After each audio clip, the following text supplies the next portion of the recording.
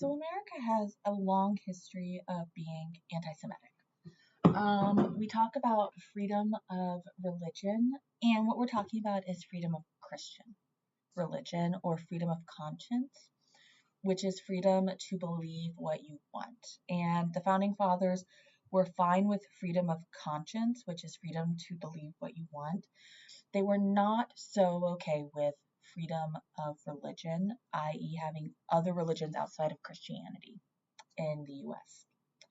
In the colonial era, if you were Jewish, you were technically allowed to emigrate here within certain conditions, but you were not granted any citizenship status. And that's going to actually continue until the mid 1800s. In the mid 1800s, if you were Jewish, you were granted citizenship status, but you were viewed with suspicion. And you could be attacked either by individuals who would actually kind of get away with it, or you would be targeted by officials. So one example of this comes from the American Civil War.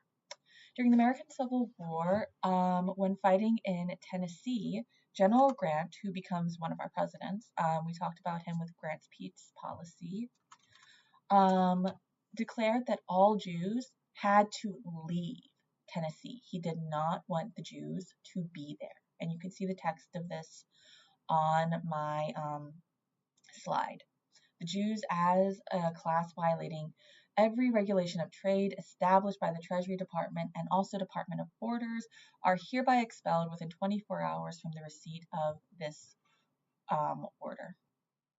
Now, General Grant's order was actually really controversial, and President Lincoln said, no, you can't do that. He overturns it, but not before Jews were actually expelled from several towns in Tennessee. Now, why is there this hatred? Why is there this dislike in Christian America towards Jews?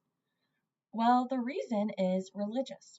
There is a misconception that Jews were the ones who betrayed Joshua ben Joseph, Jesus Christ, to the Romans. Now, we know from historic records that Joshua ben Joseph, Jesus Christ, was executed as a traitor to the Roman state. And he was Jewish, he was a Jewish rabbi, and the Jewish officials had nothing to do with this. The thing of, oh, well, the Jewish Pharisees, the Jewish high priest betrayed him and tried to get rid of him was added centuries afterwards by an anti-Semitic monk. But that was a myth, and that persisted in Christianity. So much so that in 1898, in the populist movement, we see this anti-Jewish, anti-Semitic cartoon that is kind of playing off this idea. This 1896 cartoon says, "The U.S. in the hands of the Jews." And it's based on religious symbolism that goes back to the Old Testament, and it's this idea of Christ being persecuted and being killed by the Jews, even though Joshua ben Joseph, was executed for being a traitor to the Roman state, for leading what they thought he was going to do was lead an insurrection. He didn't, but still. But it plays off this idea of this intense dislike and distrust of Jewish persons for religious reasons. So when we're talking about anti-Semitism in America, particularly after the 1880s, we have to go back to immigration, but rather than talking about it from the perspective of race, we have to talk about it from the perspective of religion and race. Because in many people's minds, those two concepts were completely intertwined. So we have our racial hierarchy. We have our wealthy WASP at the top and African Americans at the bottom. But I want to talk about this a bit more. So, a WASP. Remember what that means? White Anglo-Saxon Protestant. And that's key. Protestant is key. When we look at this hierarchy and this racial hierarchy, everyone above the line of whiteness is Protestant. Wealthy WASP, middle class WASP, Poor wasp. Protestant. The old immigrants. Old immigrants were from Western Europe. They're going to be a lot mainly from Germany and from Northern Europe. And they are mainly going to be Protestant. Do you see how the Irish are there and they're under the line of whiteness? Well, technically they're an old immigrant. They come over in the early 1800s, but they're under the line of whiteness. Why? Because they are Catholic. Now, Catholics and Protestants are both Christians. I need to emphasize this over and over and over. Catholics and Protestants are both Christians. But Protestants saw Catholics as something foreign, and we'll talk about that later on. But, so Catholics are under the line of whiteness because they are not Protestant. And all the other groups that we see coming over are also not Protestant. New immigrants. The majority of the new immigrants coming over are going to be Jewish, not white. They're going to be Eastern European, and that means they're going to be either Jewish or Eastern Orthodox. Eastern Orthodox is a form of Christianity, but it is not Protestant. They're under the line of whiteness. Under them, we have Asian immigrants who are going to be Confucian or Buddhist, so not Christian at all. Latinx immigrants who are going to be Catholic. And Native persons who may have converted to Christianity, but who initially were not Christian. So, again, not Protestant. African Americans at the bottom of our racial hierarchy are actually more likely to be Protestant, but this for them is purely based on race. So, with immigration and with this idea of race, religion is intertwined. When we look at this line of whiteness for the new immigrants coming in, it is quite literally based on their religion. If they are not Protestant, they are not considered white. And that is a very, very important. Race is there, but religion is one of the key determining factors. Think of the old immigrants and how we have the Germans and those from Western Europe versus the Irish who came over at the exact same time. The Irish are not Protestant, they are not white. So immigration and this idea of race also included questions of religion. And for Jewish persons, that was very, very important. Jews were also accused of being radicals. So when we talked about the Triangle Fire, what we saw were a lot of young women who were affected by the fire, and they ended up forming unions. Well, unions were seen as radicals. And the documentary we watched, they talked about how middle-class women and upper-class women said, oh, yes, we totally are there to support the Triangle Fire, until they decided it was too radical, until they decided it challenged the status quo. Unions were seen as a form of socialism and as a form of communism, which many people believed were against capitalistic values.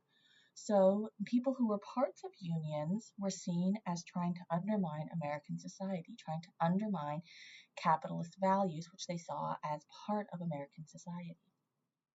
Well, because Jews were many of the founding members of unions and many of the main members of unions, they were seen as part of these radicals. So anti-Semitism during the era of immigration, during the 1920s, was also responding to the fact that Jews were part of the unions, and people saw the unions in a very, very negative light. So anti-Jewish sentiment was everywhere. I can't emphasize how much. It was just everywhere. And one of the examples I want to give to you is that of Henry Ford. Henry Ford, hopefully you're aware of, invented one of the motor cars, and that leads to Fords that we have today. So he was kind of the, I kind of want to call him the Elon Musk of his day. He was an inventor, he was an entrepreneur. He had his hands in kind of like everything, and he was pretty well respected. He was very, very vocal. But he was also an anti-Semite, and he was really anti-Semitic. He did not trust Jewish persons by any stretch of the imagination. And why that is, nobody actually knows. It was probably just the culture of the time period that he's just one of many, many people who doesn't believe in, who just doesn't trust Jewish persons. Now, Henry Ford, because has all this money, he's able to promote his ideas, very similar to how Elon Musk uses his money to promote his ideas. So Elon Musk does so by buying Twitter, which is now X. Ford did so by buying a newspaper, the Dearborn Independent, which was run by Ford between 1919 and 1927. The Dearborn Independent became an anti-Jewish newspaper. And you can see that right on the one front page here that says International Jews, the World's Problem. The newspaper was dedicated to trying to quote unquote expose, and I'm using that term very loosely, what Ford saw as exposing the threat of Jews. Now, I want to emphasize this. The only way you could see international Jews as a world problem is if you looked at it from the perspective of immigration. There is no Jewish state in this era, so there's no Israel, there's no Jewish country. Some countries were starting to give Jews rights, but many were taking rights away from Jews in the late 1800s, early 1900s. This is an era of immense anti-Semitism across Europe, and that's what Ford is really focusing in on. So Ford, though, isn't looking at this from an immigration standpoint. He really isn't. He isn't looking at this from an immigration standpoint. He is looking at this from, well, you'll see on the next slide. I want you to read these quotes and to think about how Ford views Jewish persons. I want you to really think about this for a moment, because at this point in time, there's no Jewish nation, so Israel doesn't exist. Most countries in Europe had disenfranchised Jews, saying they couldn't vote if there were even voting rights there. They said that Jewish persons were not allowed to own property in some cases, and they said that Jewish persons weren't citizens in many cases. Now, there had been move around 1900 to try and re-enfranchise Jewish persons, but on the whole, Jewish persons were not a political threat in any nation in the world. Ford's views on Jews were actually reused by Adolf Hitler. And Adolf Hitler loved Ford very much, and even gave Ford medals for his views on Jews. So these ideas, some of these ideas that Hitler said came from America. And it's kind of chilling to read them today, in my opinion. But you do hear similar rhetoric in many ways. So the KKK was aware of this distrust of Jews, this long distrust of Jews. And in the 19-teens and 1920s, it built upon the distrust of Jews to gain power in the South. On the screen, you can see an image of KKK propaganda, which says, "Don't let it happen here," by Gentile. So Gentile means non-Jewish. It usually means Christian, but Gentile should mean any non-Jew. So I want you to analyze this image. What do you see? What symbolism do you see going on? How is this Jewish person portrayed? Moreover, how are Gentiles, non-Jews, portrayed? What is the message of this piece of KKK propaganda? This was a piece of propaganda that was actually fairly common. This style of propaganda was fairly common, and many people believed it. This isn't something that's unique to Nazi Germany. Many people in America believed this. So another example I want to give of anti-Semitism comes from the Scottsboro trials, which is a little out of our time frame. It begins in 1931, but it shows this continuing anti-Semitism. So the Scottsboro trials revolved around the Scottsboro Nine, these 9 young men who were falsely accused of raping 2 white girls. So this is part of what's called the myth of the Black rapist. We saw that with the two scenes from Birth of a Nation, this idea that Black men just want to have sex with white women. And this is a myth that is perpetuated in the South. And it's not true, because Black men knew what would happen. They would be executed. So these 9 young men are falsely accused of rape of these 2 white women. And there's no doubt that this was a false accusation, none whatsoever. But they're accused. They have a trial that's kind of a joke. That it just they were basically seen as guilty, and there was just no hope for them. So their trial goes to appeal because they're all given the death sentence. So upon appeal, a new lawyer is brought in. His name is Samuel Leibowitz, and as you can probably guess by his last name, he's Jewish. So Samuel Leibowitz was from New York, and up until Scottsboro, he had never lost a case. He was the top lawyer in the 1920s going into the 1930s. Like, if you wanted to get off on anything, you called Samuel Leibowitz. He was the most perfect lawyer out there. He was just brilliant. But he gets to Scottsboro, and he gets there, and because he was Jewish, the jury shut down. He presented so much evidence proving that these young men were innocent. He presented so much evidence that the young women who accused them of rape had lied. And the jury shut down upon seeing him because he was Jewish. And he said in here, he said, quote, "What is it but an appeal to prejudice, to sectionalism, to bigotry? What he is saying is, come on, boys, we can lick this Jew from New York. Stick it to him. We're among our home folk." And what Samuel Leibowitz was saying was the prosecution, what everyone saw was a Jew from New York. And they weren't even giving him the chance to represent his young men. So he lost the appeal because of his background, even though all the evidence he presented showed that these young men were innocent. So it goes to trial again. The boys were ultimately given commuted sentences, and they were finally let go in the 1940s, though one of them does die in prison.